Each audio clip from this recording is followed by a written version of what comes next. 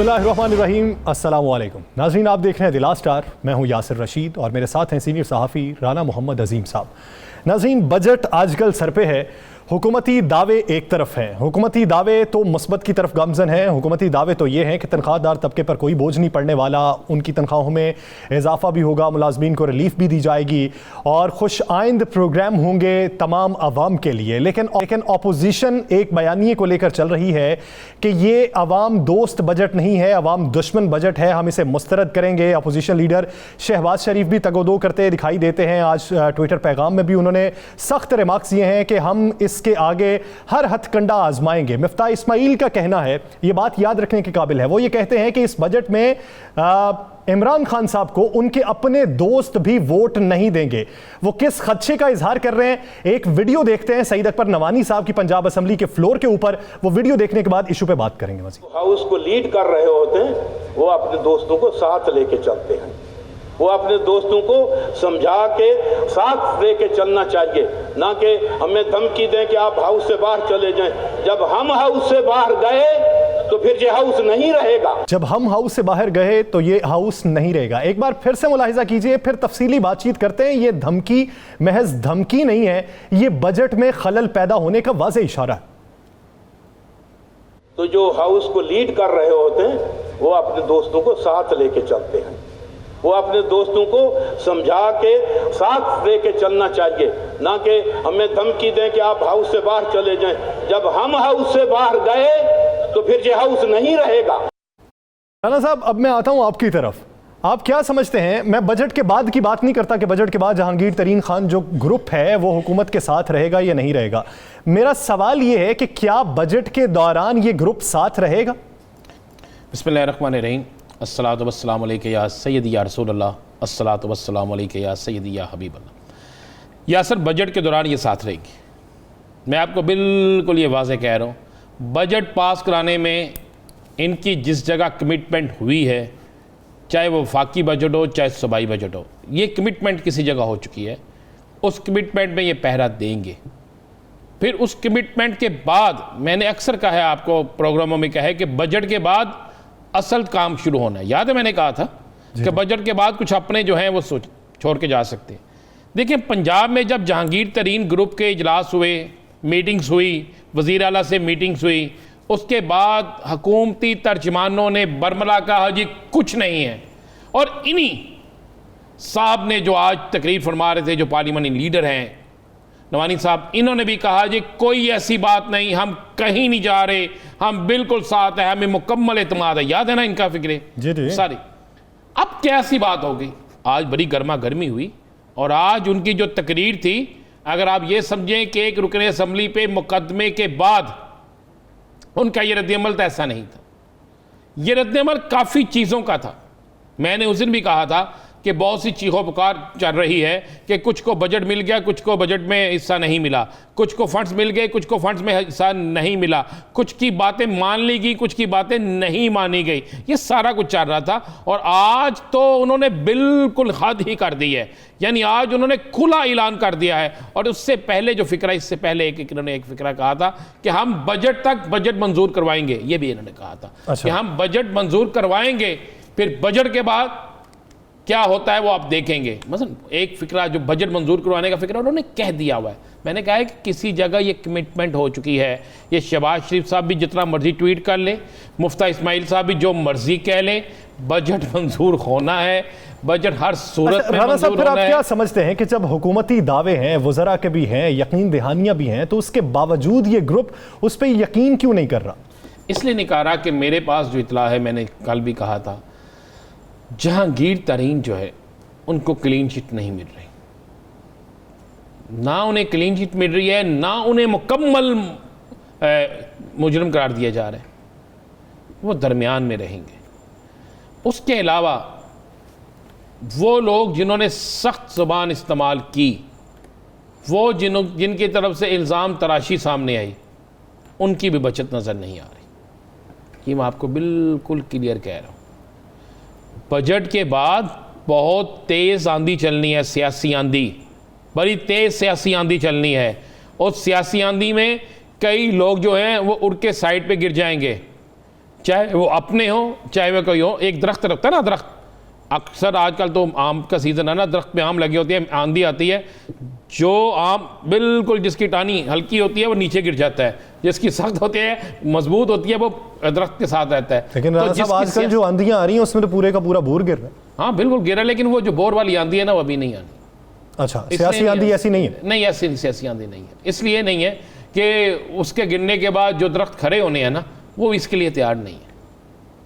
या सर वो इसके लिए तैयार नहीं है, सिर्फ पतझड़ है। हाँ पतझड़ है, पतझड़ भी इतना ज़्यादा नहीं है, लेकिन इतना ज़रूर है कि जिससे सियासी हलचल होगी, जिससे आप और मुझसे ऐसे कई लोग जो है वो बैठ के टीवी पे कई दिन जो है अपनी स्टोरियाँ चलाते रहेंगे और अपना काम करते रहेंगे, ऐसे काम चलेंगे। लेकिन जहांगीर तरीन ग्रुप की इस पंजाब असम्बली के आज के इजलास के बाद मैं आपको अगली खबर देता हूँ। जब नवानी साहब तकरीर करते हैं, तकरीर करने के बाद दोनों इतराफ़ में चहमगोइयाँ शुरू हो जाती हैं।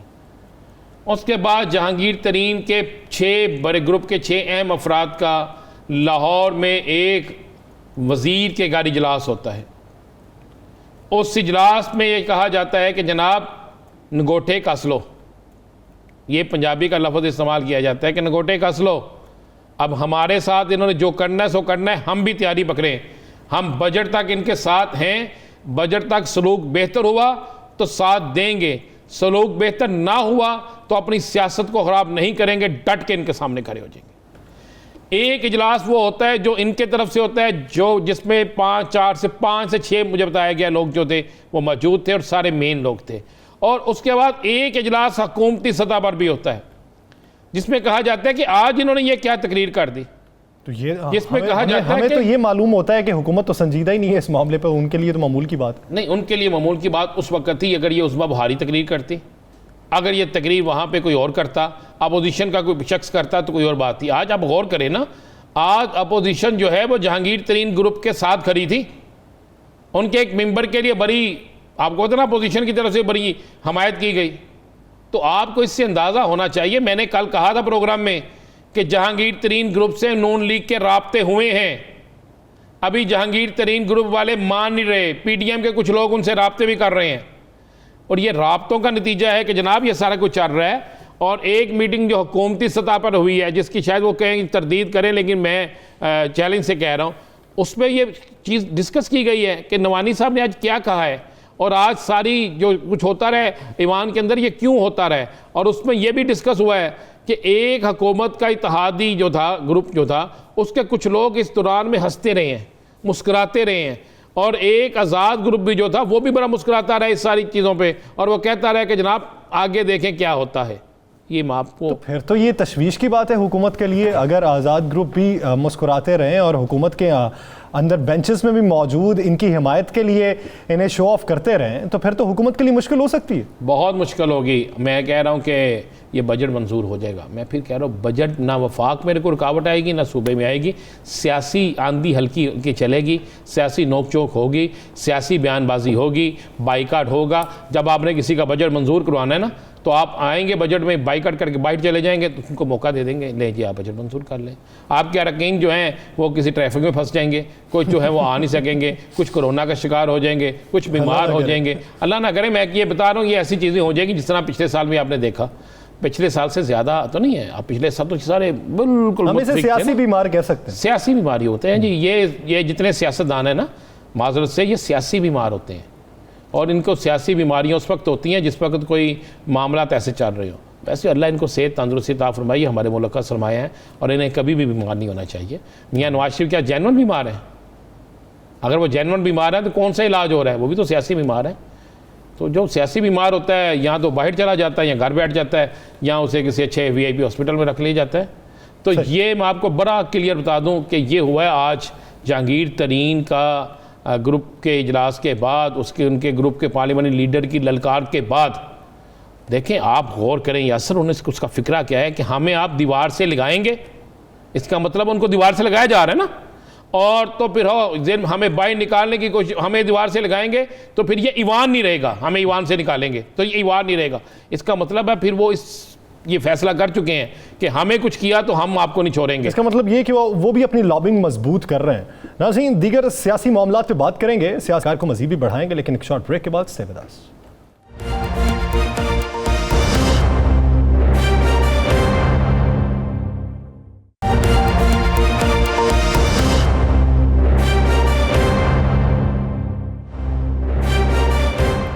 Welcome back.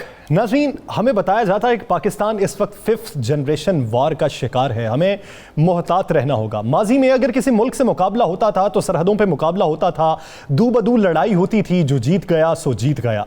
लेकिन आजकल टेक्नोलॉजी का दौर है, सोशल मीडिया का दौर है, और इस पर यह गहमा गहमी इस तरीके से परवान चढ़ती है कि एक बयानिया जहनों में परवान चढ़ाया जाता है, उसके पीछे एक पूरा नेटवर्क काम करता है जो उस बयानिए को हवा देता है, फिर वो जहनों में पैवस्त हो जाता है और यूं एक इंसान की सोच तब्दील हो जाती है, चाहे वो अपने मुल्क के बारे में हो, अपने किसी इदारे के बारे में हो, या दूसरी कौम के बारे में हो।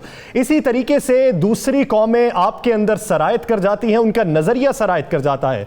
इससे बचा किस तरीके से जा सकता है कि जब आप सोशल मीडिया बहुत ज्यादा इस्तेमाल करते हो। इसी इशू पे आज बात करेंगे, और बात करेंगे कि पाकिस्तान को किन मसाइल का सामना है और उसकी बेहतरी के लिए क्या इकदाम किए जा सकते हैं। हमें ज्वाइन किया है चेयरमैन EU पाक फ्रेंडशिप फेडरेशन परवेज इकबाल लोहसर साहब ने। परवेज इकबाल साहब, बहुत शुक्रिया आपके वक्त का। परवेज इकबाल साहब, इस वक्त जिस मसाइल का हम शिकार हैं, हमें उतनी तगोदो सरहदों पे नहीं करनी पड़ती जितनी 5th जनरेशन वार के जरिए हमें मसाइल का सामना है। जिस तरीके से हमारे दुश्मन ममालिक हमारे अंदर सरायत करते जा रहे हैं, उनका नजरिया सरायत करता जा रहा है, इससे किस तरीके से बच सकते हैं? मगरबी दुनिया इसको किस तरीके से असलहे के तौर पर इस्तेमाल करती है? बिस्मिल्लाहिर्रहमानिर्रहीम। सबसे पहले तो आपका शुक्रिया। अभी ये जो आपने अपने इंट्रो में कहा 5th जनरेशन वार, और पुराने दौर में हुआ करता था, हथियार इस्तेमाल होते थे, जंगी जहाज इस्तेमाल होते थे, ये चीज़ें। अभी 5th जनरेशन वार जो है, ये अभी मैं इसको हमेशा कहता हूँ कि ये अभी उंगलियों के ऊपर आ गई है। सोशल मीडिया पे आ गई है, डिजिटल मीडिया पे आ गई है, और ये अभी इसकी कोई सरहद नहीं रही। पहले था बॉर्डर थे, जंग की हदबंदी थी, इसमें कोई हदबंदी नहीं है। लेकिन अभी ये आपने कहा मगरब ने इसको काफ़ी अच्छे तरीके से कंट्रोल किया हुआ है। हम लोग ख़ासकर पाकिस्तान के लिए, अभी आपको मैं मिसाल देता हूँ।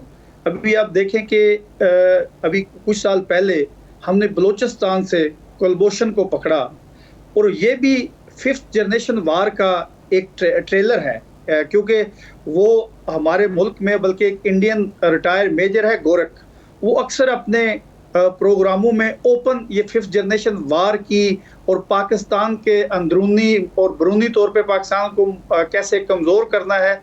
लेकिन हम लोग, पाकिस्तान ने अभी तक इसके ऊपर कोई हिकमत अमली नहीं बनाई है, क्योंकि अभी ज़रूरत इस बात की है, जो हमारी नई जनरेशन है, हमने उसको ट्रेन करना है, उनको बताना है कि इस 5th जनरेशन वार का मुकाबला आपने कैसे करना है।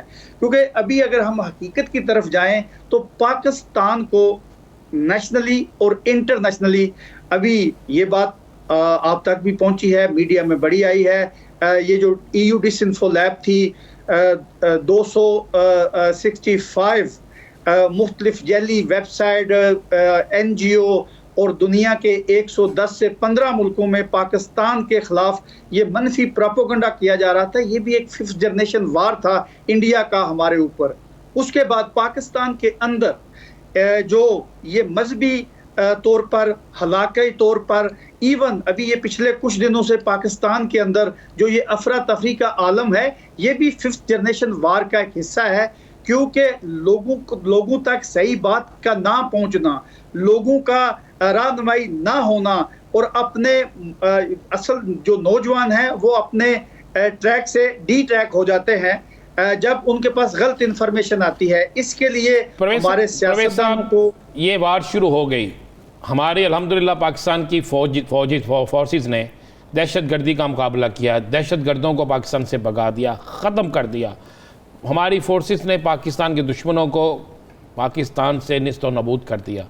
अब ये जो वार शुरू हो चुकी है, 5th जनरेशन वार जो है, इसमें नौजवान जो है, हम अपनी नौजवान नस्ल को किस तरह इसके लिए तैयार कर सकते हैं कि वो इसका मुकाबला कर सकें और इस वार को भी हम जीत सकें? जैसे भी आपने कहा, फौज पाकिस्तान या हमारी फोर्सेस ने पाकिस्तान ज़ाहिर है कि 10 साल 15 साल जिस दहशतगर्दी की लपेट में रहा, फ़ौज पाकिस्तान ने बेहतरीन मुकाबला किया, उनमें सालियत भी है। और जब आपने कहा कि हमें अपने नौजवान को कैसे ट्रेन करना है, नौजवान को हमने ऐसे ट्रेन करना है, हमने उनके लिए, मैंने तो अक्सर ये कहता हूँ कि हमें एजुकेशन सेंटर बनाने हैं जिसके ऊपर 5th जनरेशन के ऊपर हमने अपने नौजवानों को तैयार करना है। जो गलत इंफॉर्मेशन होती है वो लोगों को ये माइंडसेट जो चेंज करते हैं, या जो मुख्तलिफ अदारों में या मुख्तलिफ इवन सियासतदानों को, यानी कि हमारी पार्लियामेंटों के अंदर, सूबाई पार्लियामेंटों के अंदर, सेनेट के अंदर इसके ऊपर सेशन होने चाहिए। जैसे आजकल पाकिस्तान में एक यूथ पार्लियामेंट का ट्रेंड चल रहा है, हमने अपनी यूथ को इस तरफ लेके आना है कि पाकिस्तान की हकीकत उनको बतानी है, पाकिस्तान को इंटरनेशनली और नेशनली जो चैलेंजेस हैं वो बताने हैं, क्योंकि अभी ये जो 5th जनरेशन वार है ये तो एक प्रोपेगेंडा है। एक और तो बहुत बड़ा मसला चल रहा है कि हमारे पाकिस्तान के अहम 3 अदारे जो पाकिस्तान के मुहाफ़िज़ हैं, जिनकी वजह से पाकिस्तान बचा हुआ है, जिनकी वजह से पाकिस्तान की सरहदें महफूज हैं, पाकिस्तान का क़याम जो है, जो पाकिस्तान बना है, जिसकी वजह से सारा कुछ बेहतर हो रहा है, अगर अब उसके ख़िलाफ़ एक साजिश होती है, उसमें सोशल मीडिया का इस्तेमाल हो रहा है, तो इसको रोकने के लिए हमें क्या करना चाहिए? अगर मगरब ने इस पर कंट्रोल किया है तो हम किस तरह कंट्रोल करें? देखिए, इसमें राणा साहब बड़ा एक सीधा सा फार्मूला है, सजा और जजा का अमल जो है ये दिया जाए, और ये जो ज़ादिये सहाफ़त के नाम पे पाकिस्तान की फोर्सेस या पाकिस्तान के अदारों के ऊपर हमला हो रहा है, मैं अक्सर ये कहता हूँ ये आर्टिकल 19 जो ज़ादिये सहाफ़त है, ये लोगों को हर ज़बान में तर्जमा करके दिया जाए। दुनिया के किसी मुल्क में, चाहे वो सिविल सोसाइटी है, थर्ड वर्ल्ड कंट्री है, किसी मुल्क में इतनी ज़्यादी नहीं है जब तक हम ये कंट्रोल नहीं करेंगे। लेकिन परवेज इकबाल साहब, यहाँ पे आप दोहरा मायार भी तो देख लें कि वो जो सोशल मीडिया प्लेटफॉर्म्स हैं, अगर उस पे इजरायली जारहियत के खिलाफ बात की जाए, होलोकास्ट के बारे में बात की जाए, तो आप दुनिया के किसी भी कोने में बैठे हों, आपका वो जो पेज है वो ब्लैकलिस्ट कर दिया जाता है। लेकिन अगर दुनिया के किसी कोने में बैठा हुआ पाकिस्तान के खिलाफ बात करे, हमारे मजहब के बारे में बात करे, तब कोई एक्शन नहीं लिया जाता। इनके अपने कवानीन भी तो दोहरे मयार का हामिल है। मैं आपके साथ टोटल एग्री हूँ, इनका दोहरा मयार है, लेकिन इनका मुकाबला करने के लिए अगर ये 5th जनरेशन वार, इंटरनेट, गूगल पे इनकी हुक्मरानी है, तो हमें इसका मुकाबला करने के लिए अपनी नस्ल को तैयार करना है, हमें उतना एक्सपर्ट बनाना है कि हमारा अकाउंट हैक करने से पहले हम इनका अकाउंट हैक कर लें। इसके लिए हमें हिकमत अमली तैयार करनी है, और वो हिकमत अमली किसी मीडिया क्या किरदार अदा कर सकता है? मीडिया का इसमें क्या किरदार हो सकता है?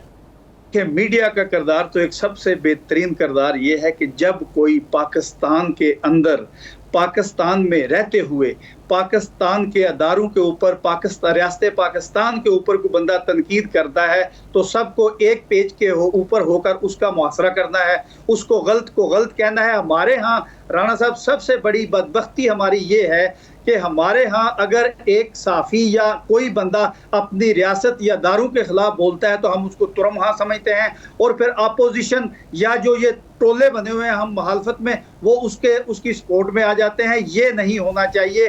कानून ये होना चाहिए, रियासत और रियासती अदारों के ऊपर जो हमलावर हो, चाहे वो किसी भी मकबा फ़िक्र से हो, उसका मुआसरा करना चाहिए, उसको सजा देनी चाहिए, पाबंदी लगानी चाहिए, रियासत को अपनी रिट मजबूत करनी चाहिए, और जो अदारे हैं उनको अपने आइनी हाथों से, कहते हैं कि लोहे के हाथों से, आयरन के हाथों से ऐसे लोगों का मुआसरा करना है। और इस बात से अभी हमें निकल जाना चाहिए कि इंटरनेशनली हमारे ऊपर प्रेशर आएगा, प्रेशर हमें बर्दाश्त करने की आदत डालनी चाहिए। परवेज इकबाल साहब, आप मगरिब से भी बखूबी वाकिफ हैं, उनकी रिवायात से भी बखूबी वाकिफ हैं, और इस वॉरफेयर के दौरान उन्होंने जिस हद तक कामयाबी हासिल की आपने उस पर नजर रखी हुई है। आप क्या समझते हैं कि पाकिस्तान में अब तक हम पे जो वार मुसल्लत की गई है, इसमें हमने किस तरीके से मुकाबला किया बतौर पाकिस्तानी, बतौर इदारे और बतौर मीडिया? अभी इन चीज़ों पे हमें कहते हैं कि इनफराद, यानी कि अपनी ज़ाती अना को ख़त्म करके, मैं को ख़त्म करके इज्तमा की तरफ जाना है, हमने मुकाबला करना है। अभी मैं आपको एक बेल्जियम की मिसाल देता हूँ। यहाँ पर एक पाकिस्तानी बच्चा था, उसने इंटरनेट के ऊपर ये कोई इस्लामी मवाद वगैरह की प्रमोशन कर रहा था।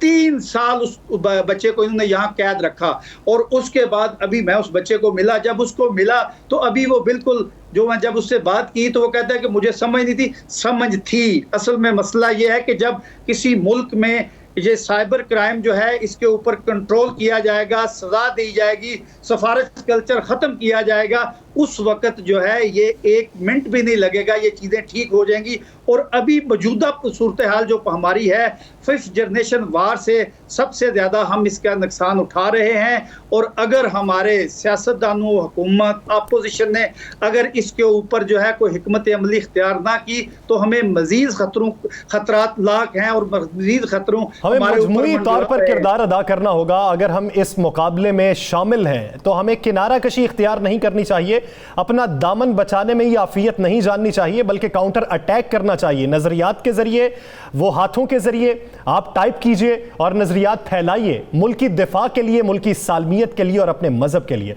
बहुत शुक्रिया परवेज इकबाल लोहसर साहब, इस हवाले से अपना वक्त दे। नाज़रीन, दीगर इश्यूज पर बात करेंगे एक शॉर्ट ब्रेक के बाद। Stay with us.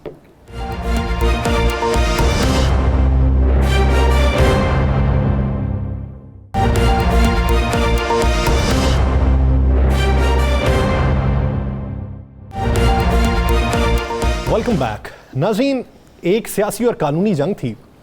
दोनों फरीकैन जो हैं वो पीछे हट चुके हैं उस जंग से और माहौल जो है वो कुछ फेयर होता दिखाई देता है। शहबाज शरीफ साहब ने भी एक अपनी जो अपील थी वो वापस ले ली हाई कोर्ट से, और जो वफाकी हुकूमत ने उनके बाहर जाने के हवाले से अपील कर रखी थी उसके खिलाफ वो भी अपील वफाकी हुकूमत वापस ले चुकी है। माहौल कुछ साजगार होता दिखाई देता है अपोजिशन और हुकूमत के दरमियान। आने वाले दिनों में बजट में अपोजिशन किस तरीके से किरदार अदा करेगी, वफाकी हुकूमत जो दावे कर रही है बजट क्या उसके ऐन मुताबिक आ सकेगा, अपोजिशन को तहफ़्फ़ुज़ात क्या है, इसी बारे में बात करने के लिए हमें ज्वाइन किया है सीनियर रहनुमा राना तनवीर साहब ने। राना साहब, बहुत शुक्रिया आपके वक्त का। राना साहब, इस वक्त जो गहमा गहमी चल रही है बजट को लेकर और जो तेजी दिखाई जा रही है शौकत तरीन साहब की जानिब से और वफाकी वज़रा की जानिब से, वो तो कहते हैं बजट बड़ा खुशाइंद आएगा, हमारे मुआशी अशारिये मस्बत समत में गामजन है। अपोजिशन को तहफ़्फ़ुज़ात क्या है फिर बजट के हवाले से? देखिए, अगर इनका माजी का रिकॉर्ड देखें तो जो 3 साल में इन्होंने अवाम के साथ और पाकिस्तान की मईशत के साथ किया है वो आपके सामने है। उसको मद्देनजर रखते हुए हम कह सकते हैं कि इस दफा भी ये जरूर अवाम पे कोई ऐसी बिजली या ऐसे बम गिराएंगे जिससे उनकी जिंदगी और मुश्किल हो जाएगी। पहले ही आपको पता है जिस तरह है कि 3 सालों में मुझे बताएं कि भाई आपने महंगाई तो कर दी 20%, आपने बिजली के रेट बढ़ा दिए, आपने गैस महंगी कर दी, आपने हर खाने पीने वाली चीज महंगी कर दी, लेकिन आमदन जो थी आम आदमी की उसमें कोई इजाफा नहीं हुआ। कोई इन्होंने मुलाजमीन की तनख्वाहें नहीं बढ़ाई। जो एक सेट प्रिंसिपल था कि जितना इन्फ्लेशन होगा उस हिसाब से 10%, 20%, 15% तनख्वाह बजट में बढ़ाई जाएगी ताकि वो कंपनसेट हो। मैं समझता हूँ कि ये हमने इनको चार्टर इकोनॉमी की करने की पेशकश की, अगर आपको याद हो शुरू में शहबाज साहब ने जी। वो एक बड़ा साहिब मशवरा था कि हमारी बाकी मामला तो अपनी जगह, लेकिन इकोनॉमी एक ऐसी चीज है जिसपे हमें एक हिस्सा होना चाहिए और ऐसी पॉलिसीज वजह करें हम, इकोनॉमिक पॉलिसीज जिनकी कंटिन्यूटी हो। इनका इकोनॉमिक पॉलिसीज का एक हिस्सा ऐसा होना चाहिए जो नेशनल इंटरेस्ट में चीजें होती हैं और वो इकोनॉमी के आगे लेके चलती हैं, वो मुस्तकिल एक ऐसी हम आपस में बैठ के बात कर लें, चार्टर जिसको कहते हैं बना लें, और जो भी गवर्नमेंट आए उसको कंटिन्यू करें जिससे पाकिस्तान आगे बढ़े, इकोनॉमी आगे बढ़े। राना साहब, बहुत अच्छी बात आपने की, पाकिस्तान को आगे बढ़ने की बात की और सियासत से हट के बात की। राना साहब, ये क्या आज तफसीली फैसला आया सुप्रीम कोर्ट से, कुछ आपकी तरफ से हाथ खींच लिया गया, वापस ले ली गया एक दरख्वास्तें, कुछ उनकी तरफ से ले ली गई दरख्वास्त वापस, तो कुछ मामला तय हो रहे हैं, कोई बर्फ पिघल रही है, क्या हो रहा है?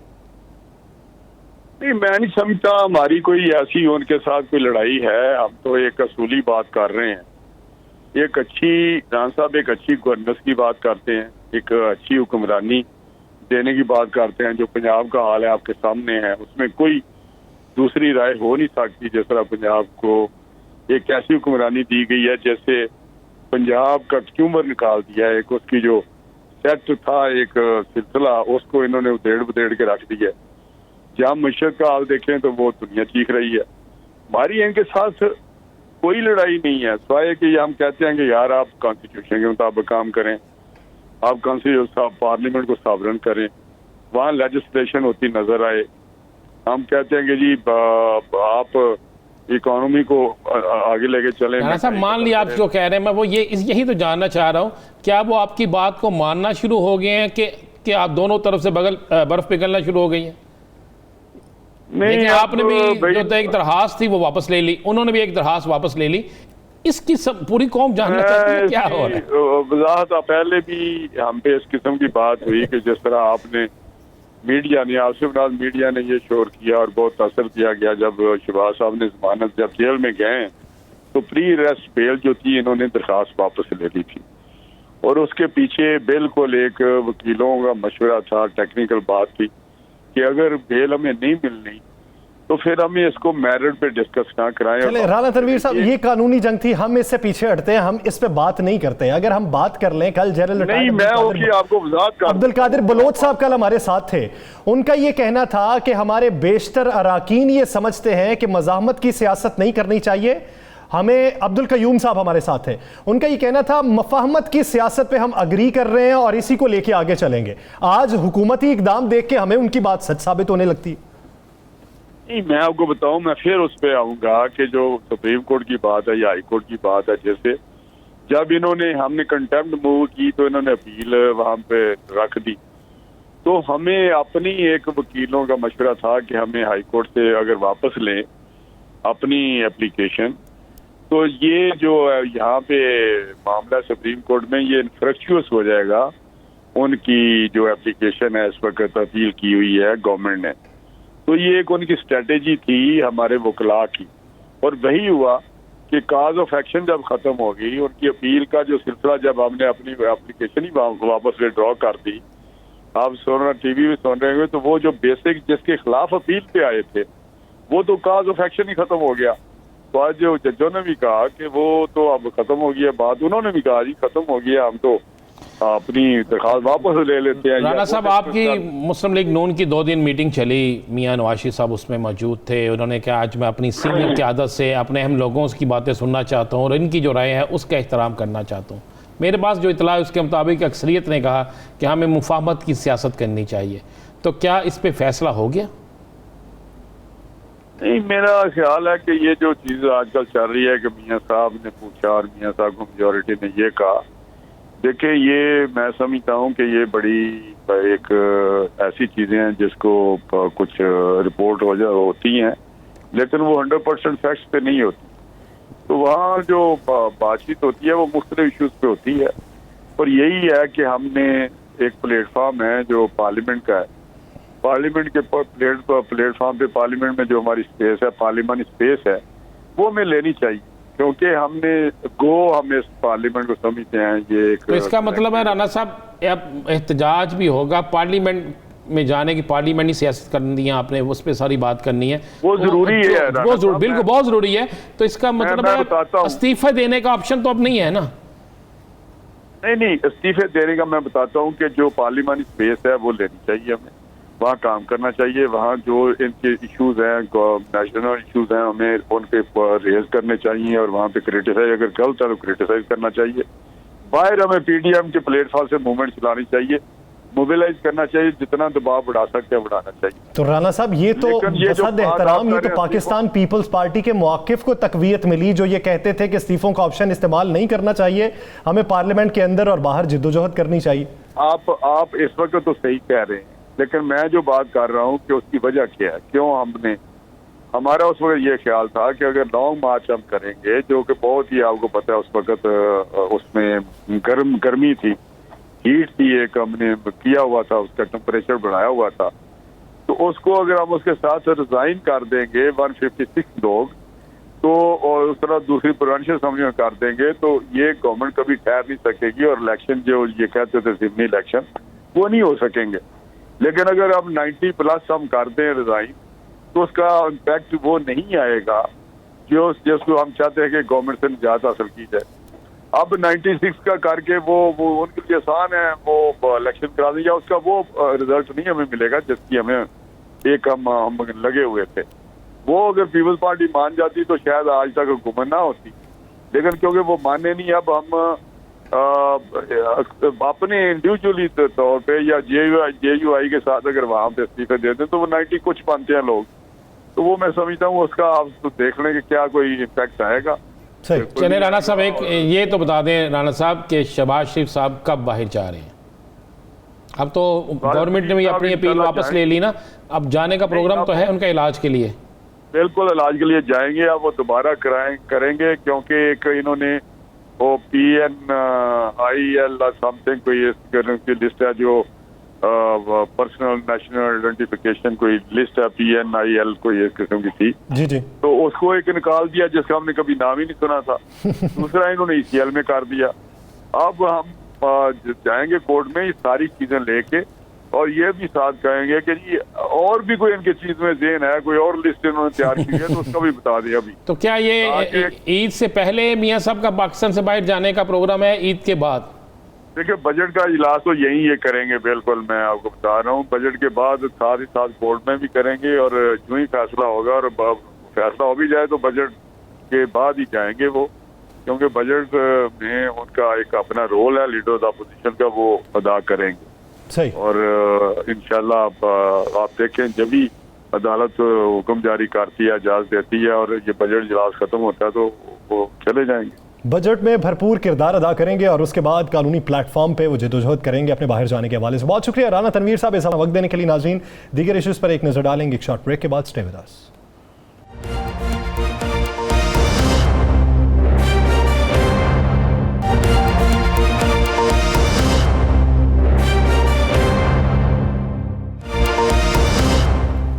Welcome back. नाज़रीन, हुकूमती एदाद-ओ-शुमार भी बेहतर हैं, अपोजिशन के तहफ़्फ़ुज़ात और जो खदशात माजी का रिकॉर्ड देखते हुए हैं वो भी जायज़ हैं, लेकिन आने वाले दिनों में अपोजिशन हुकूमत को क्या वैसा टफ टाइम दे सकती है जैसा टफ टाइम आज से 6 माह पहले एक इत्तेहाद दे रहा था? बज़ाहिर वो टफ टाइम दे रहा था या नहीं दे रहा था, अवाम में मकबूलियत तो बढ़ रही थी, लेकिन अब जब बंटवारा हो चुका है वो मुत्तहिदा प्लेटफॉर्म तो वजूद में रहा नहीं।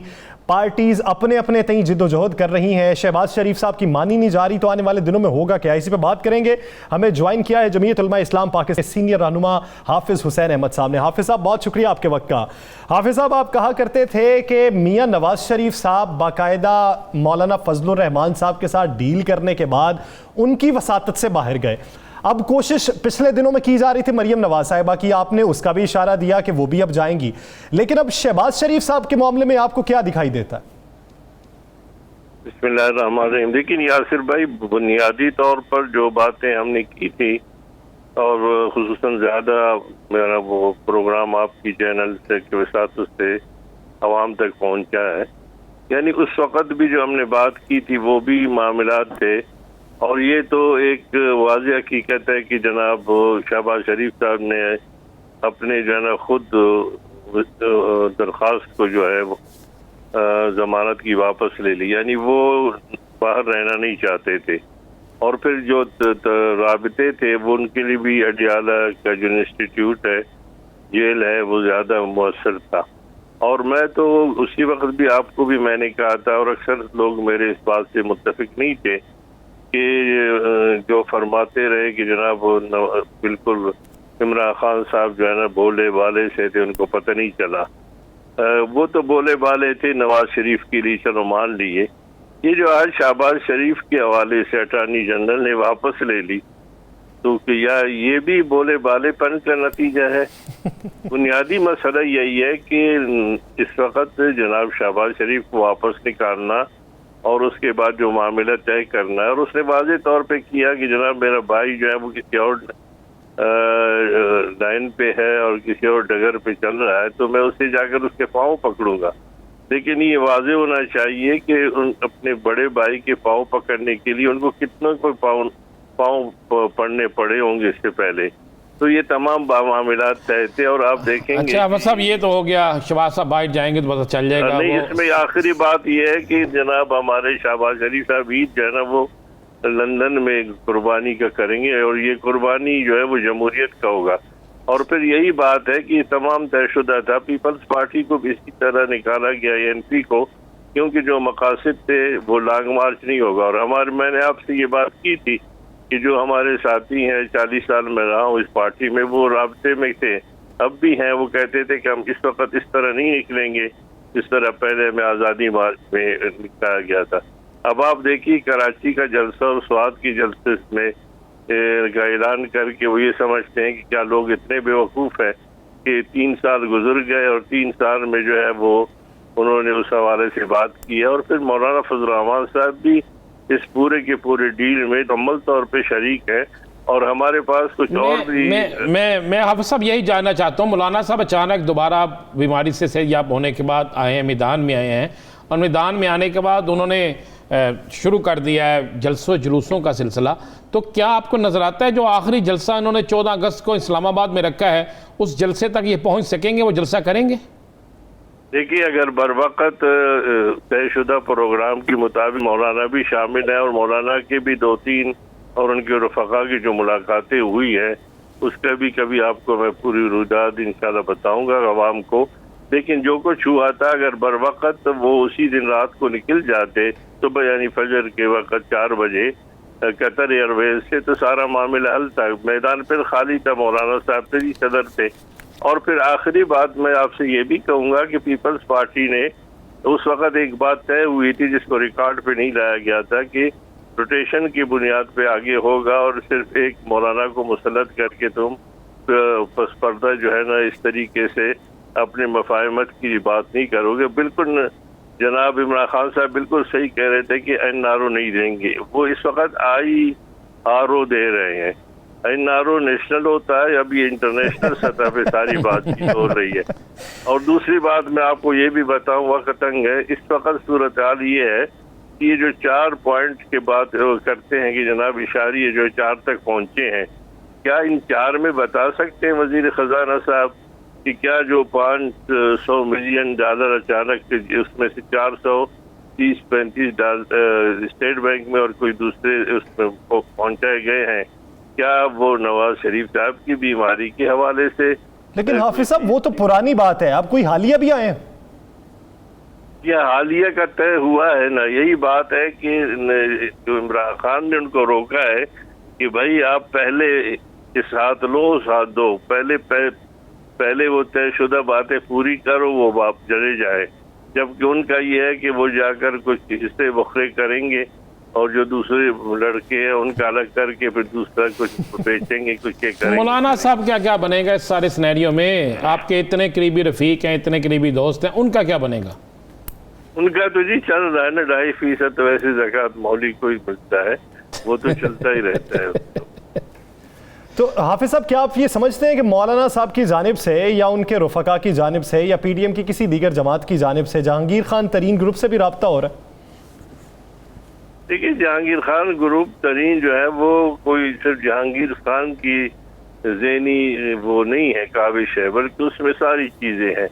यहाँ पर आप यकीन जानिए कि बिल्कुल सब मामलात है, क्योंकि जब नवंबर के कुछ रिटायरमेंट लोगों के रिटायरमेंट से पहले जो बात थी तो वो कुछ और सूरत हाल थी। जो मौलाना साहब एक ग्रुप और नवाज शरीफ साहब एक ऐसे ग्रुप का जो उसमें नवंबर में रिटायर हुए थे उनके आलकार बने। ये बहुत पेचीदा जो है गेम था, शतरंज की तरह, लेकिन ये अपने अंजाम को इसलिए पहुंचा कि उस वक़्त हमें ये बातें पता चली और मैंने खुद मौलाना साहब, बल्कि मैं आपके तवज्जुह से कहता हूँ कि अगर उनको किसी को एतराज़ हो तो अपने सीनियर अरकान को किसी जगह बिठा दे, आपके चैनल पर बिठा दे, अपने किसी पसंदीदा चैनल पर बिठा दे, पसंदीदा एंकर के साथ बिठा दे, वो वकील भी होगा, जज भी होगा, मैं हाजिर हूँ और मैं ये साबित करूँगा कि किसके लिए किस तरीके से बात की गई थी और आज़ादी मार्च को किस बुनियाद पर किन किन लोगों के साथ बात करके ख़त्म की गई थी।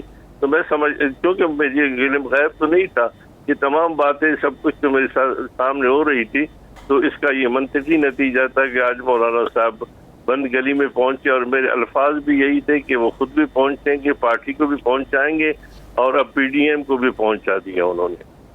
तो हाफिज साहब आप क्या समझते हैं इस वक्त जो वापस रुजू किया जा रहा है पार्लियामेंट में, वो तो तकवीयत बख्शता है पाकिस्तान पीपल्स पार्टी के मौक़िफ़ को, क्या उसकी हिमायत में जा रही? ये तो पहले से ही देखिए, अगर मफादात मिलेंगे, हमारी पार्टी ने फैसला दिया लेकिन मौलाना फजल रहमान साहब ने इलेक्शन लड़ा, अगर इलेक्शन उसी पार्लियामेंट से लड़ा जा सकता है, सदर बन सकता है। अब माली मफादात के अलावा भी उन्होंने, नवाज शरीफ ने उनको ये भी लालच दिया है कि अगर जब मैं आऊँगा या हमारी हुकूमत बनेगी तो आपको सदर बनाएंगे। ये सारी चीजें हमारे पास है, हमारे तरफ एग्रीमेंट हो चुके हैं। अब देखें कि आगे निकलता क्या है। ये तो लॉटरी बॉक्स है, लॉटरी बॉक्स के अंदर से अगर कुछ निकलता है तो हरीज को हिस्सा मिल जाएगा, वगरना मुंह देखते रह जाएंगे। बहुत शुक्रिया हाफिज हुसैन अहमद साहब इस अपना वक्त देने के लिए। नाज़रीन, मुझे राना अजीम साहब को दीजिए इजाजत। अल्लाह निगहबान।